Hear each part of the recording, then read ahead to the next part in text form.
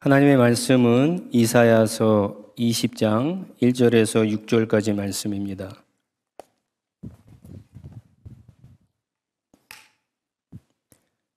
구약 이사야서 20장 1절에서 6절까지의 말씀 세 번역으로 제가 봉독하겠습니다. 아시리아 왕 사르곤이 보낸 다르단 장군이 아스돗으로 와서 아스돗을 점령하였다. 그 해에 주님께서 아모스의 아들 이사야를 시켜서 말씀하셨다. 주님께서 이사야에게 말씀하시기를 허리에 두른 베옷을 벗고 발에서 신을 벗으라고 하셨다. 그래서 이사야는 말씀대로 옷을 벗고 맨발로 다녔다. 그때 주님께서 말씀하셨다. 나의 종 이사야가 3년 동안 벗은 몸과 맨발로 다니면서 이집트와 에티오피아에게 표징과 징조가 된 것처럼 아시리아 왕이 이집트에서 잡은 포로와 에티오피아에서 잡은 포로를 젊은이나 늙은이나 할 것 없이 모두 벗은 몸과 맨발로 끌고 갈 것이니 이집트 사람이 수치스럽게도 그들의 엉덩이까지 드러낸 채로 끌려갈 것이다. 그리하여 에티오피아를 의지하던 자들과 이집트를 그들의 자랑으로 여기던 자들이 두려워하고 부끄러워할 것이다. 그날이 오면 이 해변에 사는 백성이 이렇게 말할 것이다. 우리가 의지하던 나라 아시리아 왕에게서 구해달라고, 우리를 살려달라고 도움을 청한 나라가 이렇게 되었으니 이제 우리가 어디로 피해야 한단 말이냐. 아멘. 잠깐 기도하겠습니다.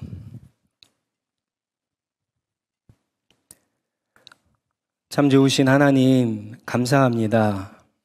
하나님은 없는 곳에서도 길을 만드시고 또 우리의 삶 가운데 기적을 만드시고 또 하나님 우리에게 주신 모든 약속을 이루시고 앞이 캄캄해 아무것도 보이지 않는 곳에서도 빛이 되시는 하나님인 것을 또 한 주간 동안도 우리에게 보여주시니 감사합니다.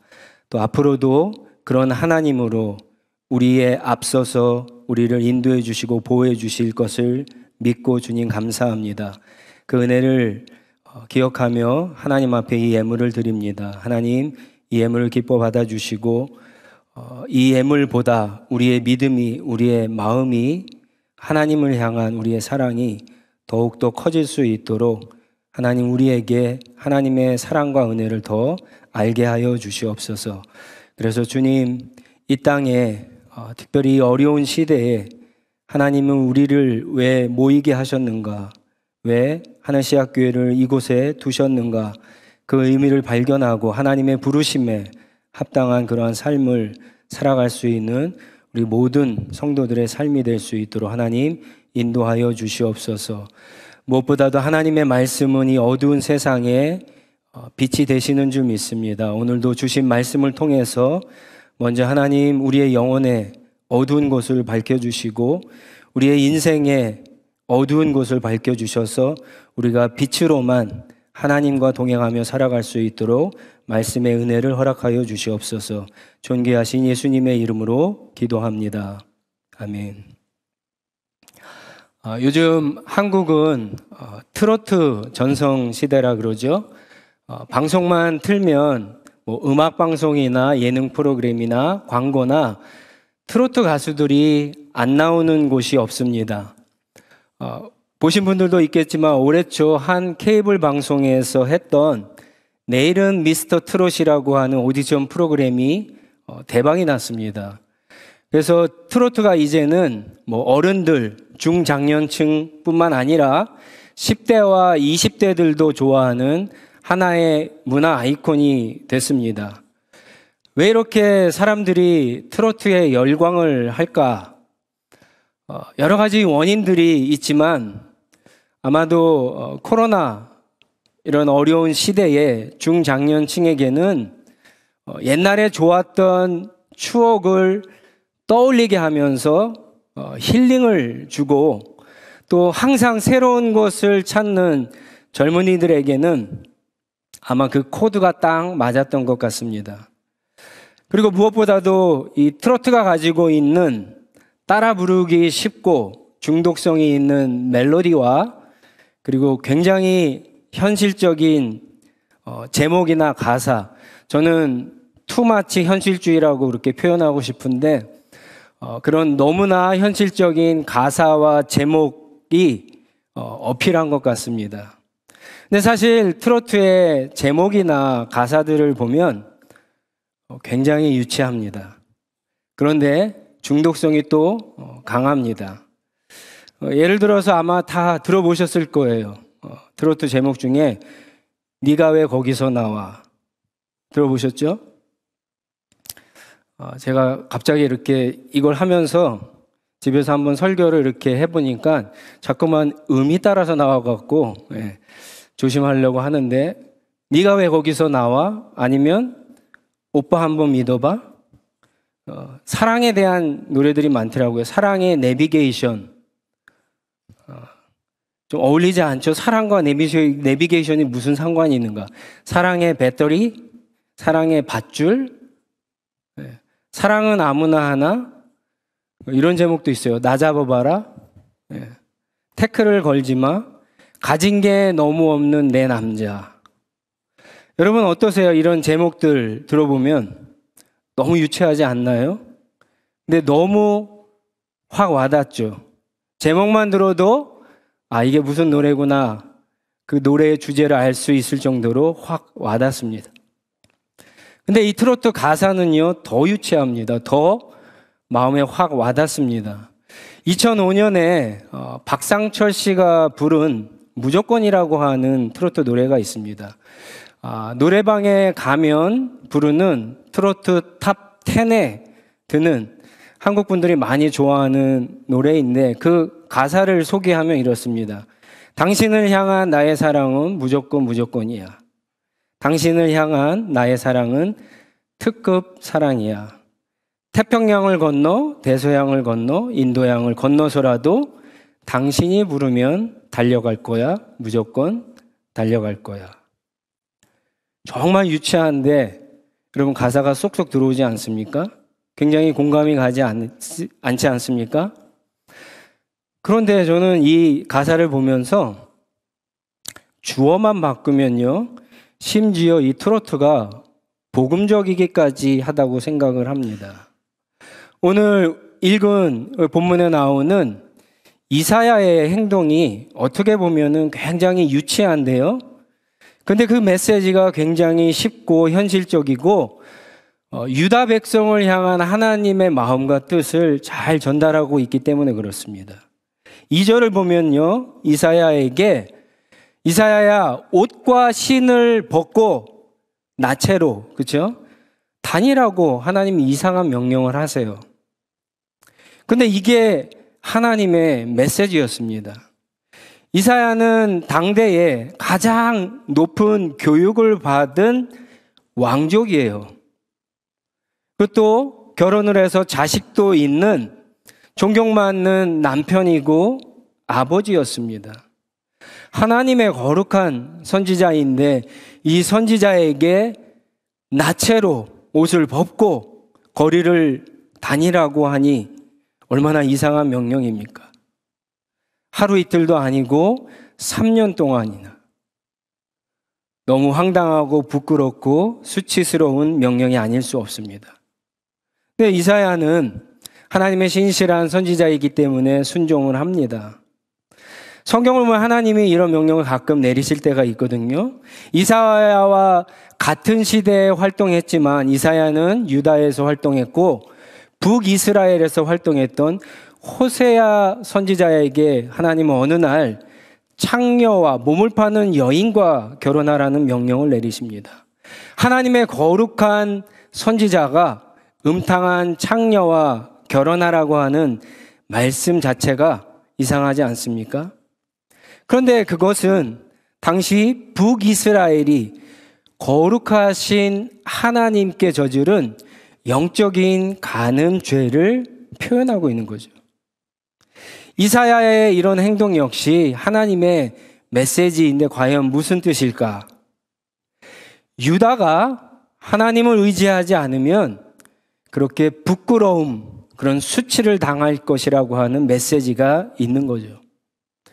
유다가 다른 왕, 하나님이 아는 다른 왕, 살아계신 참 신이 아닌 하나님이 아닌 다른 신을 믿고 의지하면 곧 수치를 당할 것이라고 하는 하나님의 경고의 말씀입니다. 이 당시에는 히스기야 왕이 유다를 다스리던 때인데 히스기야 왕의 아버지 아하스 왕은요, 아시리아, 오늘 본문에 이 세 번역에 아시리아라고 그러고 우리가 개역개정에는 아수르라고 하는 나라로 표현되는데 이 아시리아에 대해서 굉장히 우호적인 정책을 씁니다. 그 결과 형제 북이스라엘이 멸망을 당하는데 사실은 이 아하스가 큰 공을 세우게 되죠. 그런데 아하스가 죽고 왕이 된 히스기야는요, 그것과는 전혀 다른 아시리아에 대해서 적대적인 노선을 취합니다. 굉장히 잘한 일입니다. 그런데 그만 이집트와 에티오피아 그리고 오늘 본문에 나오는 이 아스돗, 블레셋의 한 성읍인데 이 블레셋과 같은 나라들과 함께 반아시리아 동맹을 맺고 있는데 이 유다가 참여하게 됩니다. 하나님은 이것이 큰 실수라고 지적하는 거죠. 왜냐하면 이 동맹으로 인해, 이 나라들로 인해 유다가 하나님보다 이집트와 이 에티오피아를 더 의지했기 때문에 그렇습니다. 이사야 선지자가 보여준 이 수치스러운 행동은 만약에 유다가 계속해서 하나님보다 이집트와 에티오피아를 신뢰하고 의지한다면 그렇게 부끄러움과 수치를 당하게 될 것이라고 하는 하나님의 메시지입니다. 그러면서 이집트와 에티오피아를 의지해서는 안 되는 두 가지 이유를 이 본문에 말씀해 주십니다. 첫 번째 이유는 이집트와 에티오피아는 신뢰할 수 없기 때문에 그렇습니다. 1절에 보면은요, 주전 711년 혹은 12년에 일어났던 한 사건을 기록하고 있는데 그 아시리아에 대항하던 이 블레셋 도시 아스돗이 점령을 당하는 장면입니다. 아시리아에게. 근데 이 아스돗은 이집트와 에티오피아가 돕겠다는 약속을 믿고 사실은 아시리아에게 대항을 하게 되죠. 근데 막상 아시리아 대군이 쳐들어오자 이집트와 에티오피아는요, 약속을 지키지 않습니다. 그래서 이 아스돗은 점령을 당하게 되는 거죠. 하나님의 말씀은 이런 거예요. 약속도 지키지 않는 이집트와 에티오피아를 너희가 어떻게 신뢰하고 의지할 수 있느냐라고 하는 거죠. 아무리 능력이 있어도 아시리아를 대적할 수 있는 군대가 있다고 할지라도 거짓말을 밥 먹듯 하고 약속을 지키지 않는 그들을 어떻게 신뢰하고 의지할 수 있느냐라고 하는 말씀입니다. 그리고 또 하나는 이집트와 에티오피아는 실제로는 유다를 도울 수 있는 힘이 없기 때문이라고 말씀합니다. 아무리 약속을 잘 지키고 거짓말을 하지 않고 신실하다 할지라도 나를 도와줄 수 있는 능력이 없다면 사실은 의지할 수가 없는 거 아니겠습니까? 이집트와 에티오피아가 그렇다라고 하는 거죠. 4절부터 보면은 이제 앞으로 일어날 한 사건을 예언하고 있는데 너희가 그렇게 의지하던 이 이집트와 에티오피아 역시 포로가 되어서 늙은이나 젊은이나 할 것 없이 다 맨발로 옷을 벗겨진 채로, 본문에는 더 리얼하게 이야기하죠. 엉덩이가 드러난 채로 수치스럽게 끌려갈 것이기 때문에 그렇다고 말씀합니다. 어떻게 자기 자신조차 지키지 못하는 이집트, 어떻게 자기 나라도 지키지 못하는 에티오피아를 너희가 신뢰할 수 있느냐라는 겁니다. 어떻게 자기조차도 지킬 수 없는 힘이 없는 나라들을 유다가 의지할 수 있느냐라고 하는 거죠. 만약 계속해서 그렇게 의지했다가는 아스돗처럼 그리고 이집트와 에티오피아처럼 그렇게 수치를 당하는 날이 온다는 겁니다. 그래서 그 날이 오면 6절 말씀에 어디로 피해야 하는가 이렇게 한탄하며 크게 후회하게 된다라고 하는 겁니다. 그래서 빨리 돌이키라고 하고 빨리 하나님 앞에 나오라고 하나님을 의지하라고 하는 말씀을 주고 계시는 겁니다. 오늘 이 본문 말씀에는 잘 나타나지 않지만 사실은 이 얘기가 이사야서 많은 곳에 나오고 있습니다. 그 이사야서를 쭉 살펴보면은요, 유다가 하나님보다 의지한 것이 크게 세 가지가 있습니다. 하나는 다른 왕, 다른 나라, 다른 사람이라고 할 수 있고요. 또 하나는 다른 신들, 그리고 마지막은 자기 자신을 의지했습니다. 아스리아의 위협이 점점 커지자 유다는 이집트와 에티오피아의 왕들을 의지합니다. 유다를 도울 수 있는 군대를, 사실 도울 힘을 의지했던 거죠. 그런데 유다가 정말 그들에게 어려울 때 도움을 청하면 그들이 과연 도와줄 건가라고 하는 겁니다. 1절에 나와 있는 것처럼 아스돗 역시 배신을 당해서 망하지 않았습니까?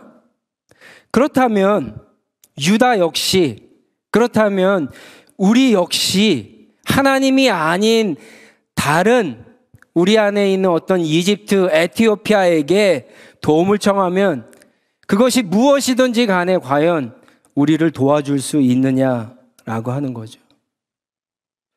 이사야서 31장 1절은 하나님의 백성들에게 이런 경고를 합니다.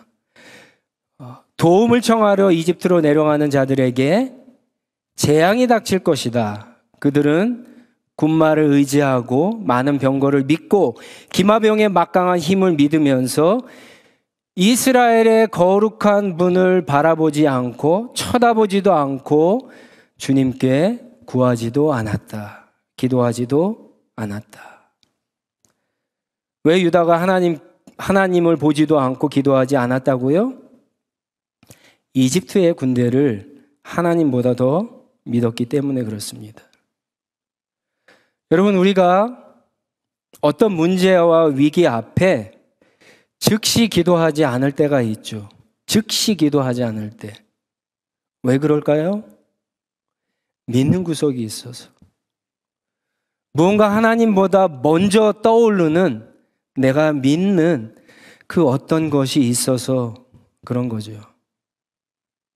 그래서 하나님을 쳐다보지도 않고 하나님 앞에 나아가지도 않고 하나님께 기도하지 않습니다. 그게 유다가 저지르고 있는, 오늘 우리가 하나님 앞에 저지르고 있는 불신앙의 모습입니다. 31장 3절에 보면 더 기가 막힌 말씀이 나옵니다. 이집트 사람은 사람일 뿐이요 하나님이 아니며 그들의 군맛 또한 고기 덩어리일 뿐이요 영이 아니다. 주님께서 손을 들고 치시면 돕는 자가 넘어지고 도움을 받던 자도 쓰러져서 모두 함께 멸망하고 말 것이다. 유다가 하나님 앞에 지은 죄, 단지 기도하지 않고 하나님을 쳐다보지 않고 하나님을 의지하지 않았던 것이 아니에요. 하나님이 그것 때문에 유다에 대해서 지금 이런 말씀을 하시는 것이 아니에요. 온 세상의 왕이고 살아계신 하나님을 놔두고 유다는 한낱 고깃덩이에 불과한, 한낱 사람에 불과한, 한낱 피조물에 불과한 이집트와 그의 군대를 하나님보다 더 의지했기 때문에 그렇습니다. 이게 하나님 앞에 엄청난 불경이고 엄청난 하나님에 대한 모욕이고 이것이 불신앙이기 때문에 그렇습니다. 이게 유다의 죄고 이게 저와 여러분의 죄입니다. 둘째로 유다는요, 다른 신도 의지했습니다. 이사야서 2장 6절과 8절, 2장 6절과 8절 말씀에 이런 말씀이 있습니다. 주님께서는 주님의 백성 야곱 족속을 버리셨습니다. 그들에게는 동방의 미신이 가득합니다. 그들은 블레셋 사람들처럼 점을 치며 이방 사람의 자손과 손을 잡고 언약을 맺었습니다. 그들의 땅에는 우상들로 꽉 차 있고 그들은 제 손으로 만든 것과 제 손가락으로 만든 것에 꿇어 엎드려집니다. 유다는 온 세상을 창조하신 하나님을 의지하지 않고요, 한낱 인간이 만든 피조물을 의지하고 있는 거예요. 여러분, 오늘 우리가 하나님이 아닌 의지하고 있는 것들을 한번 보세요. 제가 시간을 드릴 테니까 한번 하나님보다 우리가 의지하고 있는 것들을 한번 보세요.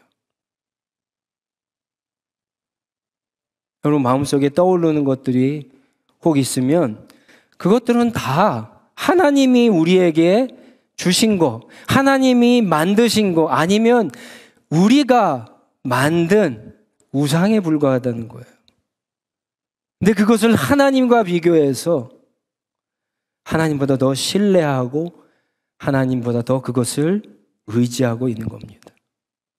이렇게 우리가 어리석은 짓을 하나님 앞에 하고 있는 거예요. 마지막으로 유다의 죄는요, 자기 자신을 신뢰한 겁니다. 이사야서 22장 8절로 11절에 보면 유다는 싸움을 앞두고 전쟁을 앞두고 무기를 준비합니다. 그리고 물을 저장하고 성병의 약한 부분들을 수리해서 견고하게 만듭니다. 그러니까 스스로 싸울 준비를 하는 거죠. 굉장히 현명한 방법이에요. 그런데 그것만 하는 거예요. 그것만. 그로 인해서 하나님을 찾지 않고 하나님을 의지하지 않습니다. 하나님보다 자기 자신을 더 의지합니다. 자기의 지혜를 의지하고 자기의 능력을 의지합니다. 하나님이 우리에게 주신 능력과 은사와 지혜를 믿음을 활용하지 말라는 것이 아니에요. 그것들을 활용해야 됩니다. 그것들을 지혜롭게 현명하게 우리가 사용해야 됩니다. 그런데 그것만을 사용해서는 안 됩니다. 우리는 하나님 앞에 먼저 나아가서 하나님 앞에 엎드리고 기도하고 하나님을 의지해야 합니다. 여러분, 오늘 나의 모습, 우리의 모습을 한번 봐보세요. 내 자신이 얼마나 지혜롭고 현명하다고 생각하는지 모릅니다. 나는 다 맞다고 생각하죠. 내가 하는 일은 다 옳다고 생각하죠.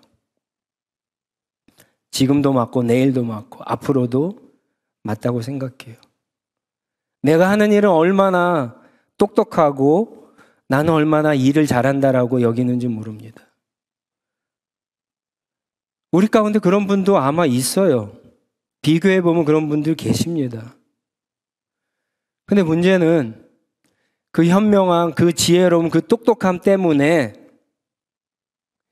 하나님이 주신 그 은사와 지혜 때문에, 그 능력 때문에 하나님을 안 찾고 있지는 않습니까? 그것 때문에 하나님 앞에 기도 안 하고 있지는 않나요? 하나님을 전적으로 의지 안 하고 있지는 않습니까? 이런 게 다 불신앙이에요. 이게 유다의 죄고 저와 여러분들의 죄입니다. 여러분들, 자녀들을 여러분 얼마나 몇 %나 신뢰하십니까? 부모님들은.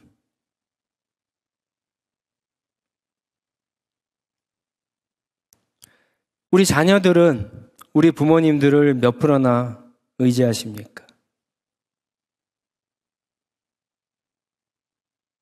한번 비교해 볼까요? 그런데 여러분들이 부모님을 의지하는 것보다 살아계신 하나님을 의지하는 것이 더 큽니까? 우리는 하나님을 몇 %나 내 삶 가운데 의지하며 살고 있는가? 한번 이 질문을 해보셔야 돼요. 말씀을 준비하면서 우리 교회를 한번 생각해 봤어요. 우리 하늘시학교회는 정말 하나님을 의지하는 교회인가? 목사인 저는요, 예스라고 100% 자신 있게 대답할 수가 없었습니다. 코로나로 인해서 다들 어렵고 힘든 상황이니까 사실 많이 위축되어 있어요. 경제적으로 어렵기 때문에 헌금도 넉넉하지 않습니다. 근데 언제부턴가 제 마음에 하나님 앞에 엎드려서 생기는 어떤 두려움, 불안감이 없어지는 것이 아니라 언제부터인가 내가 하나님 앞에 엎드리지 않아도 그런 두려움과 불안감이 없다는 사실을 깨달았어요. 그게 뭘까 생각해 보니까 캐나다 정부에서 주는 보조금 있죠? CWS. 그것을 의지하고 있던 거예요. 정확히는 모르지만 교회 재정 사항들을 장로님들이 이제 가끔 말씀해 주셔서 듣고 있는데 교회가 많지는 않지만 저금의 돈, 그 돈을 제가 의지하고 있던 거예요. 또 제 마음속에는요, 늘 헌신하고 수고하시는 든든한 우리 장로님들, 우리 목회자들, 교회 여러 리더들을 제가 하나님보다 더 의지하고 있었어요.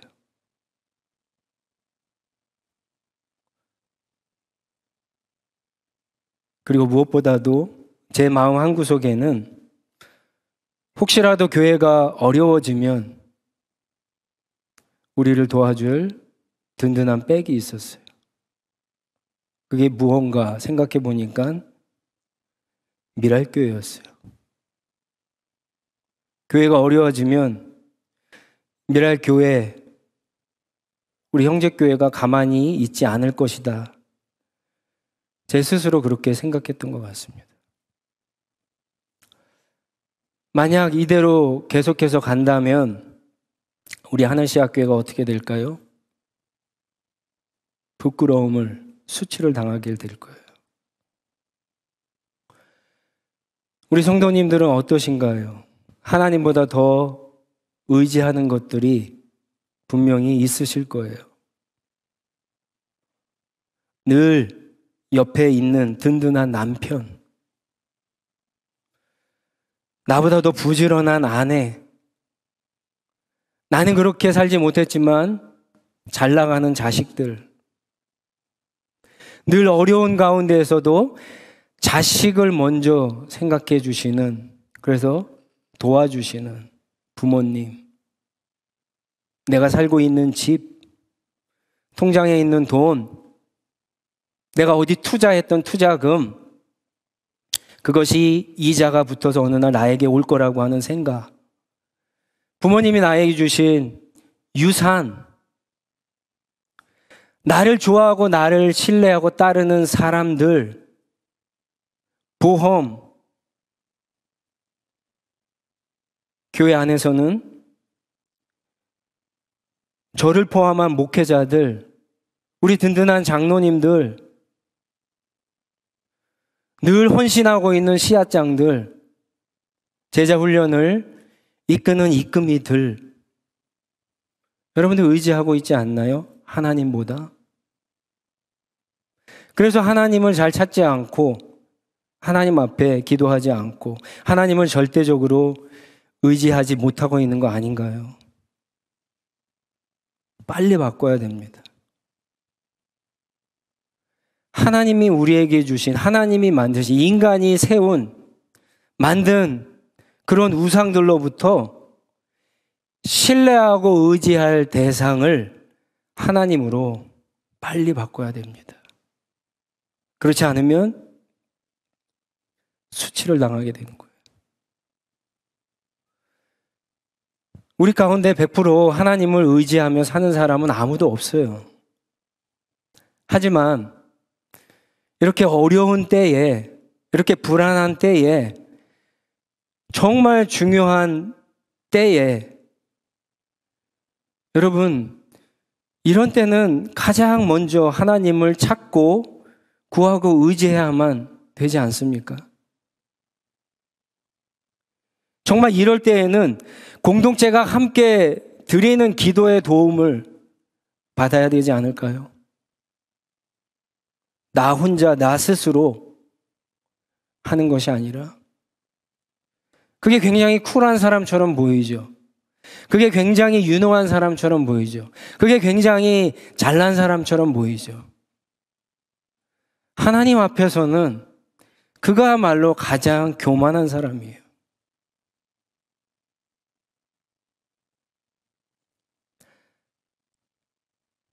유다는 이 말씀을 듣지 못했어요. 아니, 들으려고 하지 않았어요. 들을 준비가 되어 있지 않았어요. 선지자를 통해서 수없이 말씀하셨어요.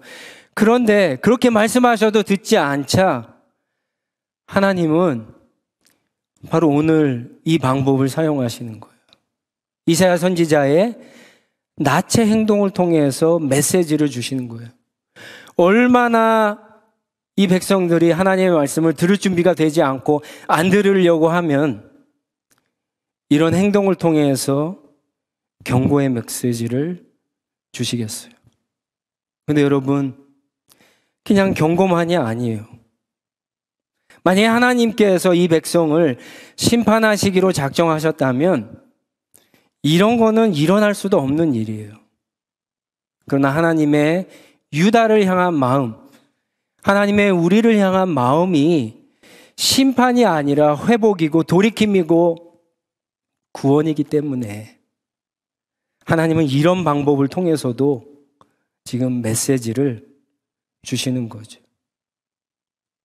우리는 이런 이사야의 행동을 통해서 여전히 어떤 준비와 여전히 어떤 자격과 조건이 없지만 우리를 향하신 하나님의 무조건적인 사랑과 은혜를 보게 됩니다. 여러분, 누군가가 여러분들을 향해서 무조건적인 사랑과 섬김과 은혜를 베푼다면 여러분들도 한 번이라도 쳐다보지 않겠어요? 한 번이라도 관심을 갖지 않겠습니까? 하물며 하나님이 무조건적으로 우리를 향한 사랑과 은혜를 베풀어 주시는데 하나님을 향해서 우리가 쳐다보고 그분 앞에 기도하고 그분을 바라보고 의지해야 되지 않겠습니까? 여러분, 사람을 너무 의지하지 마십시오. 저를 포함해서 그렇습니다. 사람이 만든 것을 의지하지 마세요. 아무리 뛰어난 사람도, 아무리 뛰어난 훌륭한 정치인과 사업가도 여러분 의지하지 마세요. 그들도 우리와 똑같은 사람입니다. 그들도 하나님 앞에서 아무런 존재도 아니에요. 그들은 세상을 바꿀 수 없고 우리에게 완전한 도움도 줄 수 없어요. 여러분 보세요. 이제까지 완전한 지혜와 능력으로 여러분들을 포함해서 사람들을 기쁘게 만든 사람을 본 적이 있습니까? 없어요. 여러분 주위에 항상 옳은 일만 해서 모든 사람으로부터 신뢰를 받았던 그런 사람이 있나요? 좌로나 우로도 치우치지 않고 사랑과 정의로 세상을 경영하는 그런 사람을 본 적이 있나요? 아무에게도 상처를 주지 않고 사랑과 긍휼로 세상을 품고 치유한 그런 사람을 본 적이 있습니까? 아무도 없어요. 앞으로도 없을 거예요. 그런 분은 오직 예수 그리스도 하나님 한 분뿐이에요. 하늘 위에 땅 아래 이 세상에 예수 그리스도 하나님과 같은 분은 아무도 없어요. 여러분 십자가를 묵상해 보세요. 하나님의 아들 예수 그리스도를 십자가에 내어주심으로 우리를 향한 무조건적인 사랑과 은혜와 능력을 보여주시고 약속을 지키셨죠. 그래서 우리가 구원받고 하나님의 자녀가 됐지 않았습니까? 그것을 조금이라도 믿는다면 십자가에서 하나님이 우리에게 보여주신 하나님의 신실하심과 그 능력으로 왜 우리를 못 도와주시겠어요? 도와주시죠. 따라서 왜 하나님을 믿고 의지하지 않고 다른 것을 믿고 신뢰하고 의지하느냐라고 하는 거죠. 여러분, 이제 더 이상 따지면 안 돼요. 앞뒤 계산하시면 안 돼요. 나에게 이런 문제가 생겼어요. 이런 일들이 생겼어요. 이런 어려움이 생겼습니다. 하나님이 도와주실 수 있을까? 아니면 내가 가진 재물로, 내가 가진 능력으로, 내가 아는 사람의 도움으로 이것을 해결할 수 있을까? 이렇게 따지지 마세요. 무조건 하나님을 찾으세요. 하나님을 구하세요. 기도하세요. 의지하세요. 그러면 이 어려운 시대, 아니 코로나보다 더 어려운 시대가 우리 인생 가운데 다가온다 할지라도 하나님은 그들을 부끄러움을 당하지 않게 하시고요. 오히려 그 가운데 잘 견디고 승리하게 하실 겁니다. 그분이 바로 우리가 믿는 하나님이에요. 그러니까 하나님께서 한 주간 동안도 여러분의 인생 가운데 그런 은혜로 인도해 주시고 역사하실 줄 믿습니다. 우리 한번 같이 기도하겠습니다. 다 같이 일어나셔서 하나님 앞에 기도하겠습니다. 한번 나는 하나님을 얼마나 몇 프로나 의지하고 살고 있는가 한번 나 자신에게 한번 질문해 보시고 대답을 해 보시기 바랍니다.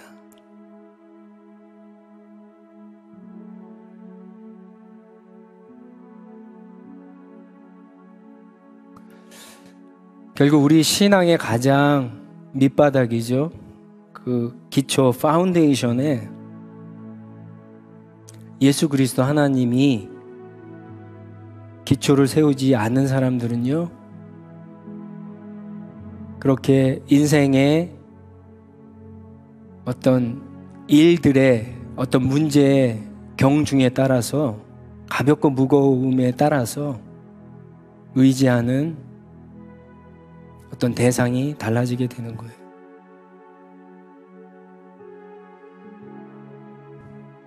요즘에 중국이나 한국에 비가 와서 많은 분들이 어려움을 당하는데 그 뉴스의 장면을 보니까 그렇게 튼튼하던 댐도 다 무너져요. 그렇게 그 자리에 평생 있을 것 같던 집도 떠내려갑니다. 아마 보셨을 거예요. 신앙도 마찬가지예요.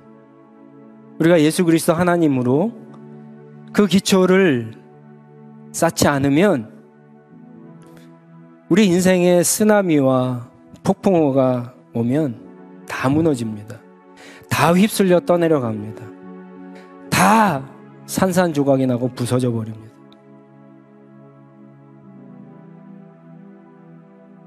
오늘 주신 말씀을 나에게 주시는, 우리 교회에게, 우리 가정에게 주시는 경고의 메시지로 듣고 여러분 감사하셔야 돼요. 하나님 감사합니다. 나의 상태가 지금 이렇군요. 내가 이제는 하나님 한 분만 무조건 신뢰하고 의지하고 예수 그리스도에게 내 믿음의 기초를 쌓고 이제는 주님과 함께 살아가겠습니다. 이 결단의 기도와 은혜를 구하는 기도로 하나님 앞에 나가도록 하겠습니다. 기도하겠습니다.